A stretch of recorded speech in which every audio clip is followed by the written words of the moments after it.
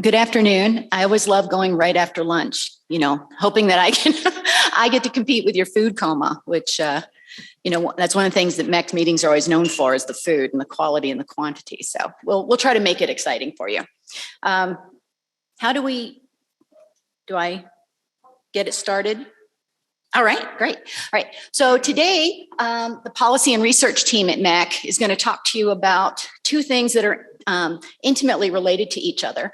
One being broader, trends in student migration, their behaviors as they choose institutions and where to attend them. And then we're going to talk to you about the impact that is having on the Midwest Student Exchange Program. And some of you who've been with MEC for a long time are very familiar with MSTEP. Some of you might need a refresher, and some of you might not know much about it at all. So we're going to try to cover all of those things and then leave some time to discuss with you some of the things we might like to see proposed and investigated in the next year or so about changes to MSTEP. So we're going to be asking for your input and your questions here at the end. So the real question here is, to what extent are students leaving their states, going and attending institutions in other states?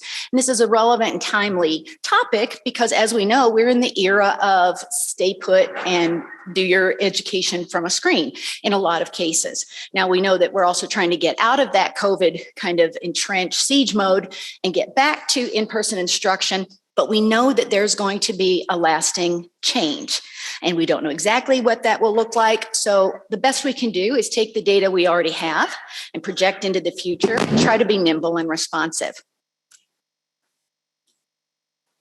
So without going into any further detail, I am going to introduce Shaun. Shaun Williams-Wyche is the Associate Director for Research and Data Analysis. Yes. And Shaun has been with us for a few years at MEC. And if you've ever seen our wonderful dashboard and you see all the wonderful numbers, you have Shaun to thank. So I'm going to let you get started here, Shaun.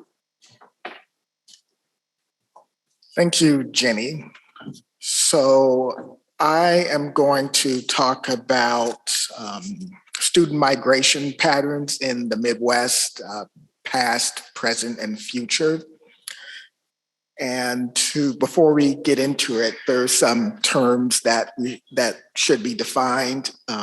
When I'm talking about college enrollment, I'm talking about only high school graduates who were enrolled at a post-secondary institution right after their high school graduation. So for instance, if a high school student graduated in 2021, then their college enrollment would correspond to fall of 2021.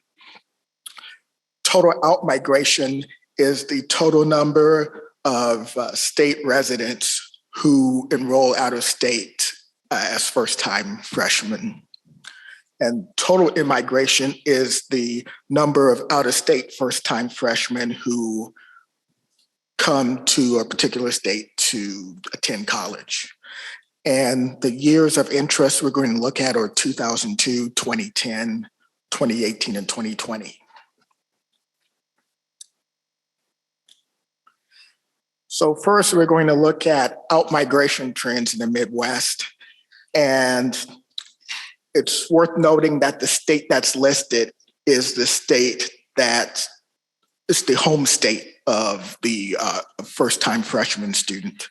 So we see for most of the time period, out-migration in most states increased all the way up to 2020, when most states saw a decline, in large part due to the COVID pandemic.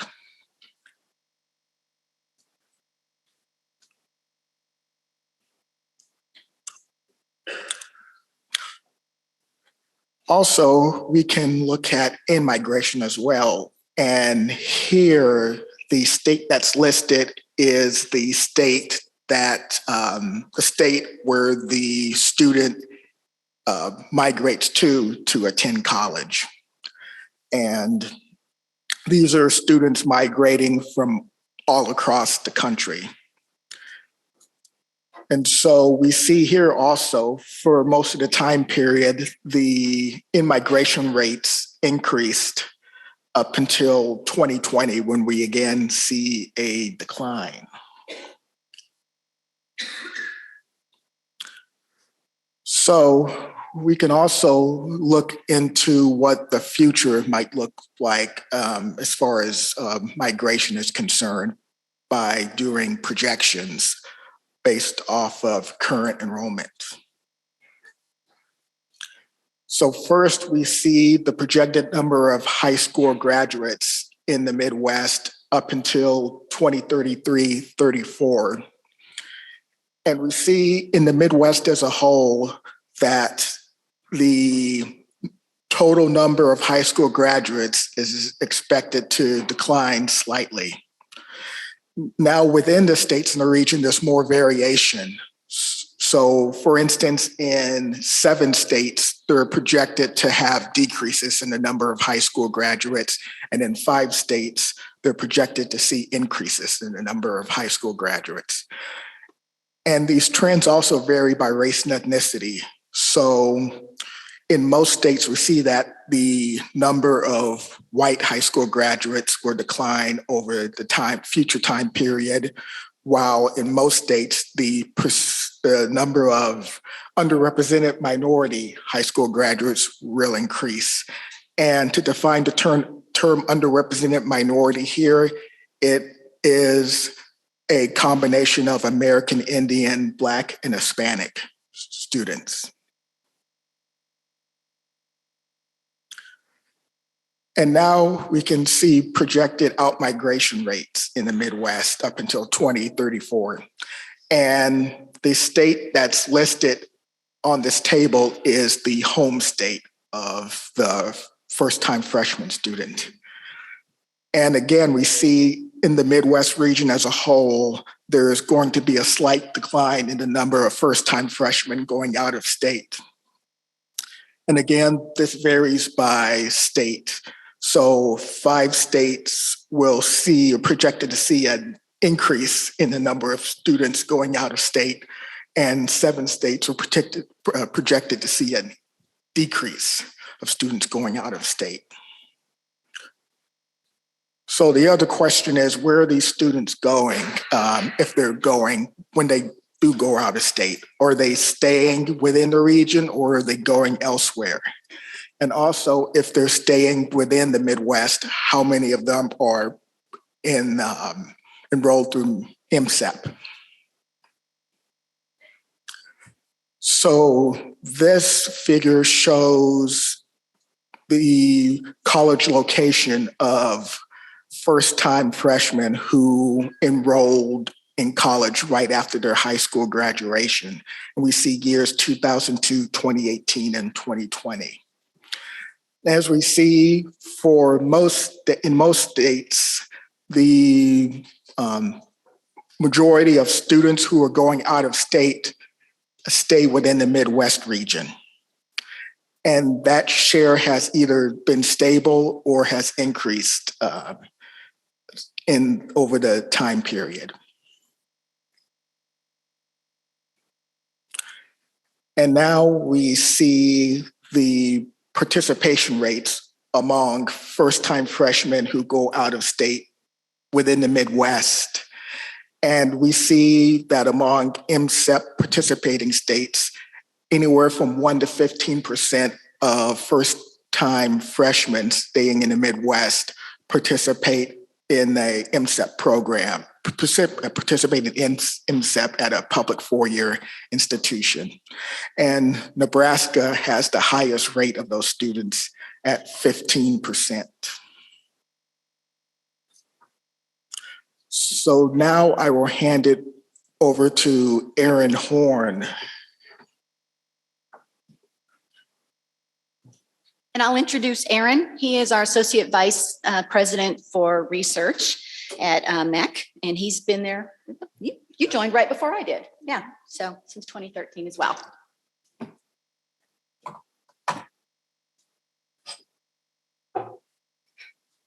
Thank you, Jenny. So as part of our effort to provide some context for a discussion and assessment of MSTEP, the Midwest Student Exchange Program, We not only want to understand what's happening in terms of regional migration, in terms of students crossing borders, attending institutions within the region, outside of the region, but also differential tuition.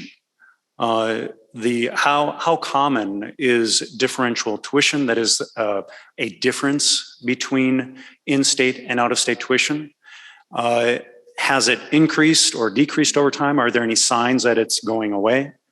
That's what we're going to be looking at in my part of the presentation.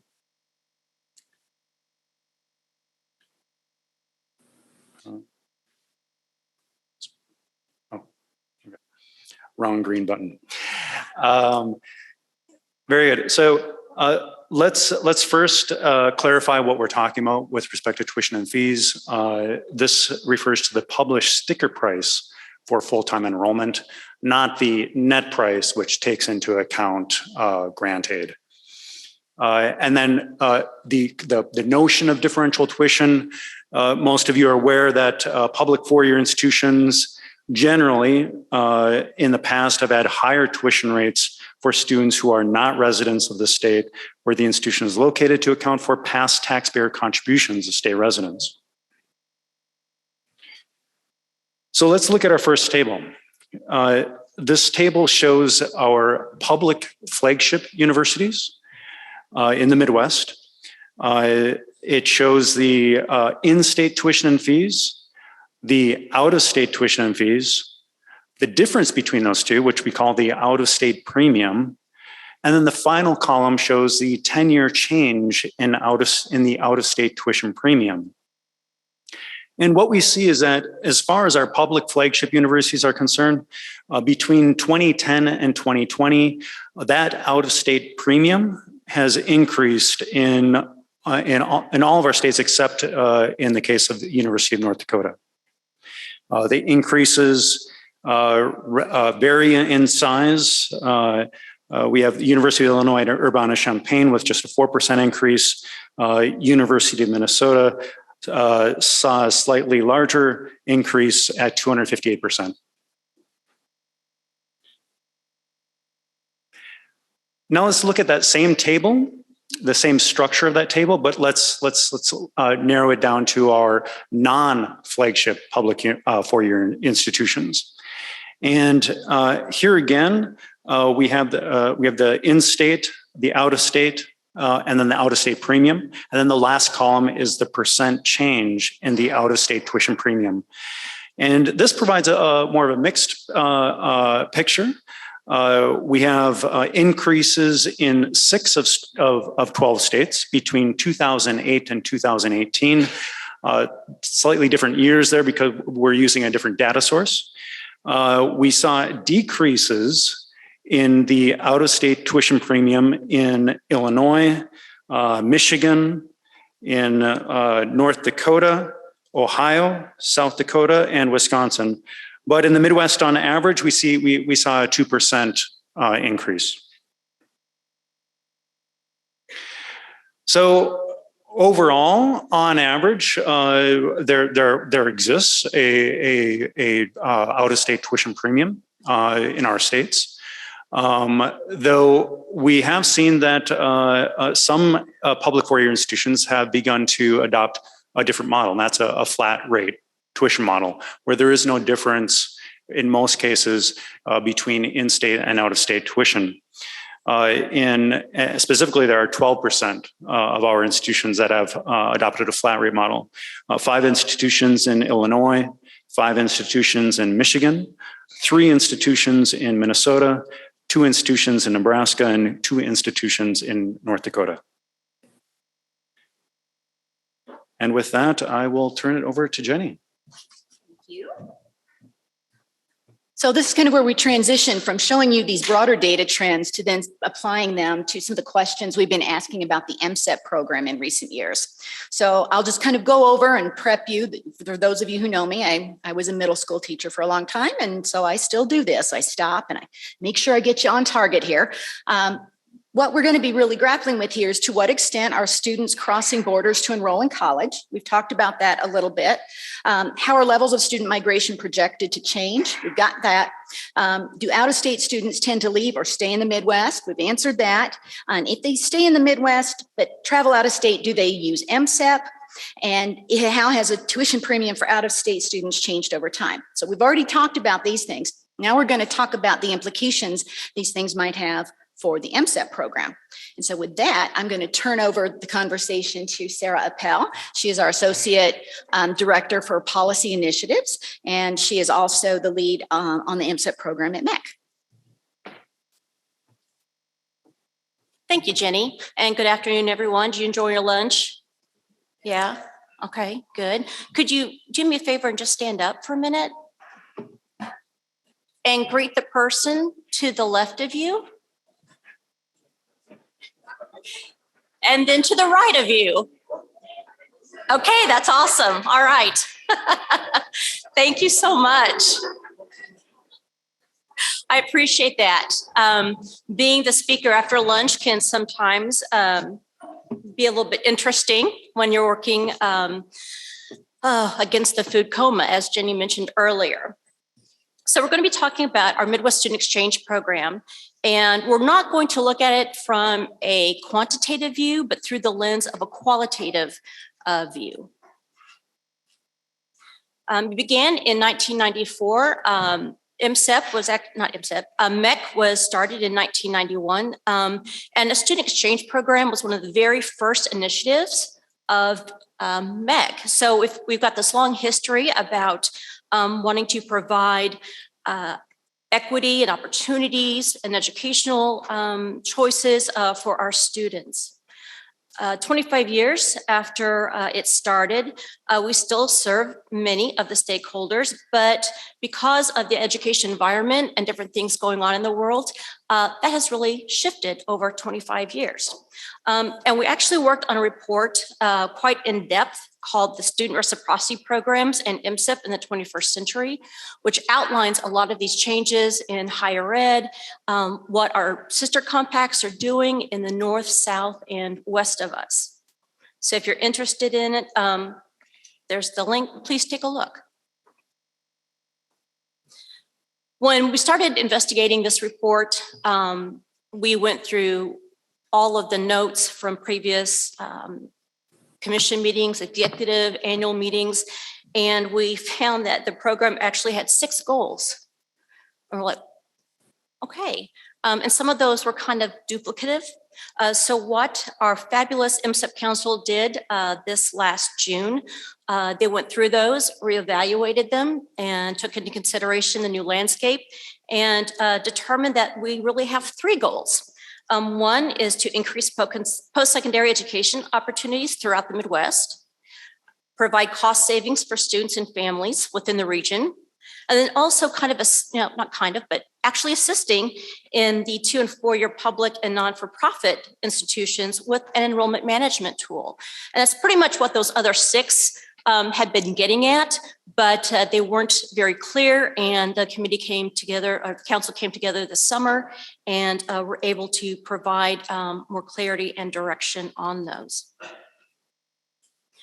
We have several states in our Midwest that have been participating in the MSTEP program for quite a while. We have the active status of the states of Indiana, Kansas, Minnesota, Missouri, Nebraska, North Dakota, Ohio, and Wisconsin. We have 2 states who are inactive, and Iowa and South Dakota, since the beginning of the MSTEP program, they have not participated. We've also seen lower usage of our program by students. Starting in 2018, we saw this kind of slow decline. Some of it, we feel, is lacking marketing by institutions, not only secondary, post-secondary, but then also institutions within things like our SHIO agencies. And I'm going to be honest, within MEC itself, we definitely need to improve that marketing capability. The second one, the misunderstanding of what the program is. I get various calls from parents who say, well, my daughter wants to study marine biology and she's going to Florida, and does she get this discount? No. Because it's in a completely different compact, and you end up explaining the compacts, and the parent leaves away sad. But I always let them know, maybe a marine biologist, yes, but maybe that might be the graduate program, and maybe they should start maybe with freshwater, because we have a lot of great natural resources within the Midwest that we could definitely do some climate education on and things of that nature. Then also we have this turnover at our institutions, and employee turnover at institutions. And you're like, how does that affect the MSTEP program? We actually have points of contact on each of our participating institutions' campuses, so that they will provide us data, feedback, let us know what's working, what's not working. And if that one person leaves and they don't pass that information on to somebody else, it gets lost. We have a difficult time of maintaining contacts at institutions because when somebody leaves, sometimes they let us know a new contact and sometimes they don't. So that's another difficulty that, another challenge that we're working on as well. And growth of institutions and states not participating. And we're actually going to be talking about that here in the next slide. So we've been seeing these non-participation of states. Almost 20 institutions have withdrawn from the participation since 2018, and we have had 2 states go into inactive status. Okay, so why? The top 2 reasons that institutions cite for leaving, or why I have to kindly withdraw them, is employee turnover. Again, not getting the information about the program passed on to someone else within the institution.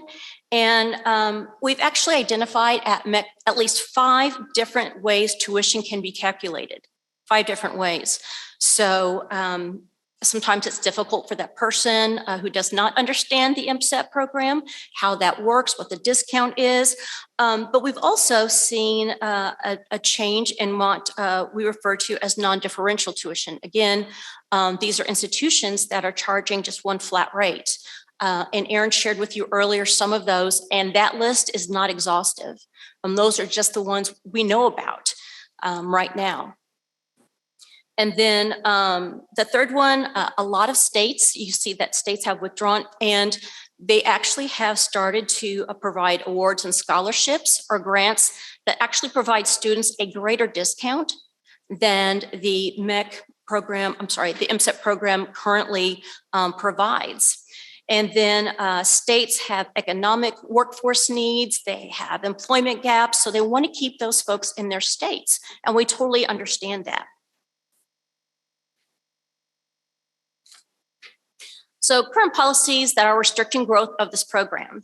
The first one is state participation is voluntary, as are all MHEC programs, and it leads to the institutions unable to provide the MSTEP discount. So if an institution wants to provide an MSTEP discount and their state's not a member, we have that issue. And we've actually found institutions who do have an MSTEP discount, but they don't call it that. So we see these workarounds going on, and that's unfortunate because then we can't collect data on those students and migration and cost savings and things of that nature. The second one, public institutions are going to charge students no more than 150% of the in-state resident tuition rate. That's one that the council, when they met this summer, they were kind of concerned, well, if institutions are doing this, doesn't that actually meet the requirement? Because not charging any more than an in-state rate is actually kind of a cost savings, but how do we at MHEC measure that as a cost savings? So that's a good question that our MSTEP council members came up with. And the third one, MSTEP programs in public institutions shall be available to students only at the degree level at which the student's home state agrees to receive MSTEP students. So if only one state has one community college participate, that means the other MSTEP programs can only receive those state students at the 2-year degree level or the 4-year degree level, depending on what that institution participation is. That's really confusing, isn't it? It just came out very confusing. So you have to ask me questions about that later. Okay, so why do we want to modify the program? And going through the research that we did for the paper, the report, there are several reasons.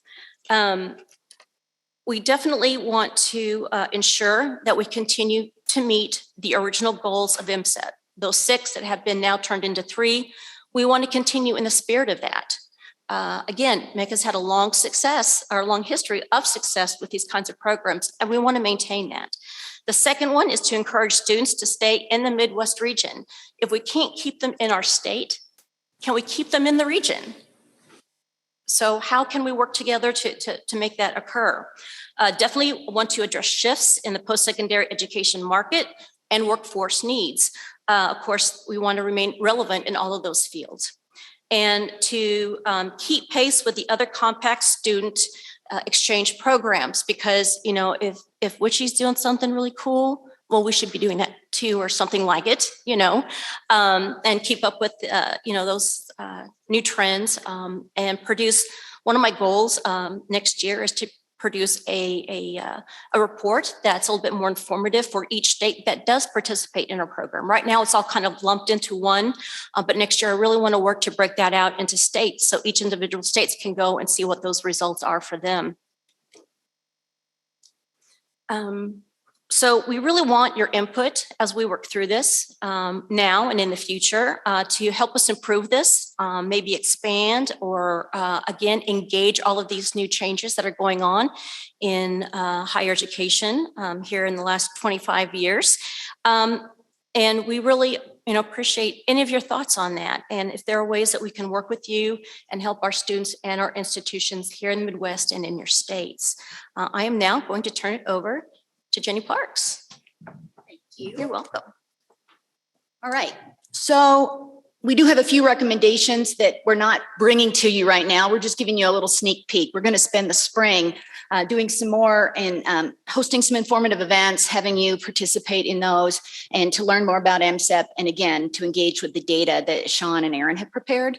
But overall, we do have some ideas that we have discussed with the MSTEP Council that we think probably will behoove all of us and improve the program. So just so you know that, and that's going to come around again to you in the next 12 months, we do want to update and optimize policies that support the goals. We have refined these goals, but there are quite a few of the pieces of policy, and Sara was just trying to detail some of them for you, and they're confusing when you do the work, let alone when you try to be the consumer of this program. So we want to clarify, we want to streamline, et cetera. We also want to continue more of a deep dive into what other student exchange programs in the other regional compacts are doing. The student exchange programs are really one of the foundational pillars of all 4 compacts. And as such, they are a big part of the identity and the reason for the existence of the regional compacts. And in the other 3 compacts, they are not seeing the declines in state, student, or institutional participation that we are in the Midwest. So they're doing something different. We want to learn from that. We also want to improve and expand MSTEP data collection, because one of the things that was very difficult when we tried to do this 25-year review, and I will give Dan Hurley the award for actually having read it. I know you did because we talked about it. And if you ever want 67 pages of all things MSTEP, please indulge. But one of the things that became really clear is we don't have good data. The data is haphazard. There weren't good definitions. There wasn't some consistency there. That's something we really want to improve as well. And then finally, we need to increase our brand. We need to market this thing. When people find out about it and figure it out and really get it, then they go, that's a good idea. Yep, it's a good idea. So let's get more than 1 to 15% of our out-migrating students who stay in the Midwest to use this program. It's going to benefit everybody. So, in summary, we started a little bit late, so I'm not going to read these to you. You'll have all of these slides, et cetera. This just summarizes what we've already learned about the data and about the program. And, you know, the big thing here is that it's declining. Participation is declining. It's not well known, and we want to do something to change that. And again, we've got a lot of interesting data we can work with, and we're going to be coming to you, like I said, periodically throughout the spring, asking you for some insights and some ideas. And our scenarios will likely be one of these three. We'll keep things the same, or we will add marketing and expand some aspects of it, or we might develop and transform it. They're basically the three options you have with most program evolution, but we are going to be coming to you for that. So, do we have? All right. So questions, comments? Yes. From the perspective of Kansas, we've had over time, we've been a high participation state, but over time, here's what's happened. We were a state that received quite a bit of state support. Over the last 10 or 15 years, that had waned. And so institutions now, there isn't the same thought about the taxpayers that paid for the education in the state, so they should receive a break when institutions are undersubscribed. And maybe I'll just shut this off and I can. They won't be able to hear you online if you do that. Okay, sorry. So what we've seen with our institutions, and our board is actually pushing this strategy, is we need to grow students at the institutions. So the MSTEP rate,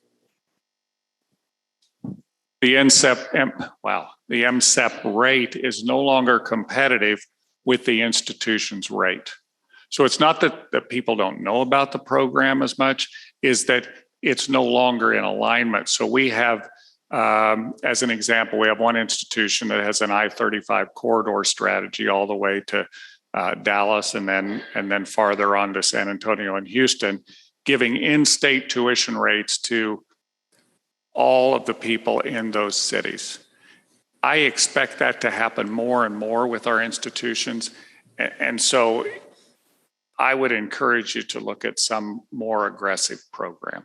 So for those of you who didn't maybe hear everything that Commissioner Flanders said, he was talking about some innovative pricing strategies. And you're right, more institutions are going to continue to do that.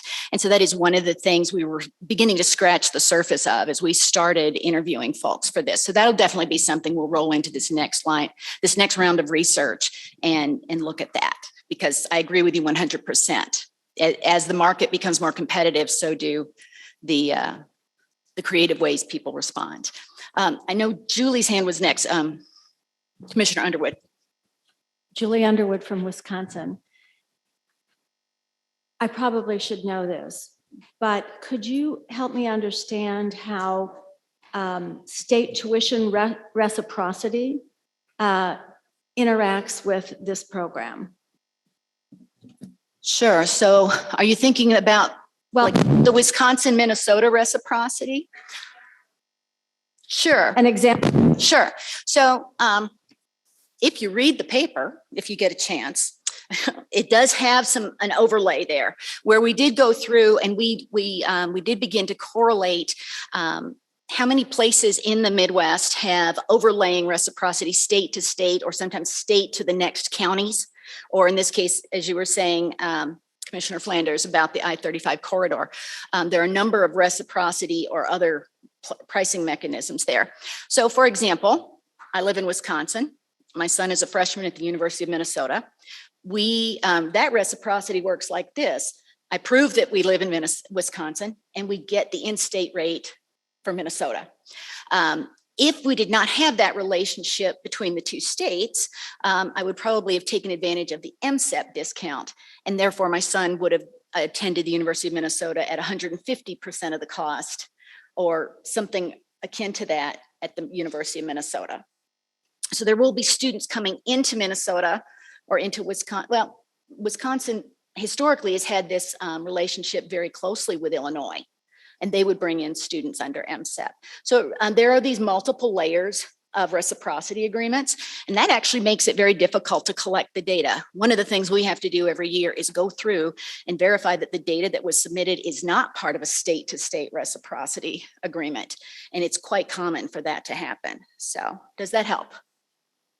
All right, there are more questions over here. Yes. Thank you, Alan Schmidt from Kansas. We keep statistics on the number of high school graduates who do not attend any higher education in terms of public or private institutions in Kansas within 2 years of graduation. And I was wondering if we have that at all for our other schools to compare that, because what we see is 35% of our students do not attend higher education. Well, that's a large number. And you were showing in Kansas where we're actually going to have a bubble in the next few years. And that relates almost directly, I think, to the time when the increase in Kansas population was due to the higher rate of Hispanic births. So we kind of know what's coming. And we also know that we've had some success with need-based scholarships, bringing some of those students into the universities. We don't know enough yet, but I think that probably is a viable competitive thing that we could do, strategy to bring more students in. But more importantly, 35%, and we had 34,000 students up there had graduated from high school or were high school seniors. That's a lot of students. We've got to capture those students somehow. Can you give me those numbers from other states by any chance? I think it was in the second slide I saw, or the second group of slides. You might be the best one to answer that question. Is that data that we could? So what was the question you're trying to ask? Very simply, what percent of students who graduate from high school do not attend higher education within a year or 2 years? Any higher education. In the Midwestern Yes. states or nationally? Okay, probably. For us. Well, it could be either. Sure. I'm just looking for that comparison. The exact number, if we're talking about direct enrollment, so enrollment right after high school graduation, that is one of the indicators on our dashboard.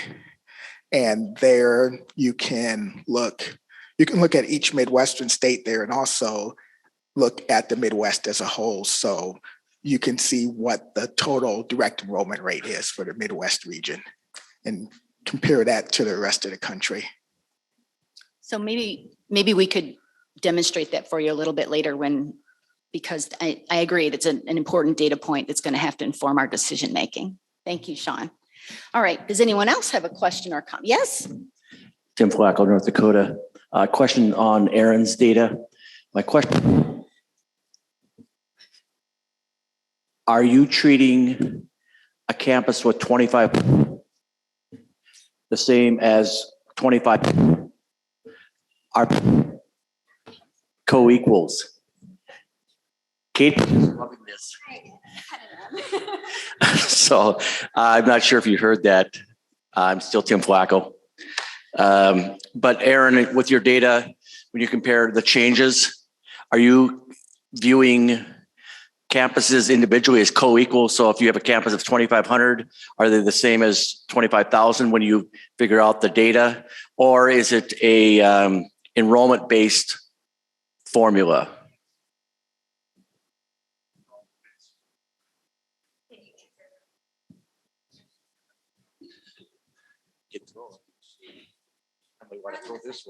I do not have a classroom voice, so yeah, it's weighted by FT enrollment, so it's weighted.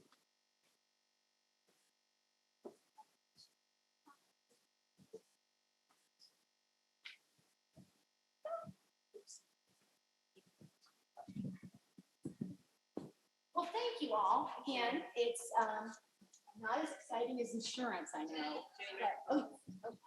Okay. Thank you all. I appreciate you listening and thinking about this. It's not as exciting as insurance, but we try. So just be looking for us to be coming back to you with more data, more questions, and more ideas. You've already given me some really great things to make sure that I'm thinking about as we structure the next phase of this inquiry. So thank you. Please join me in thanking Sharon, Aaron, Sarah, and Jenny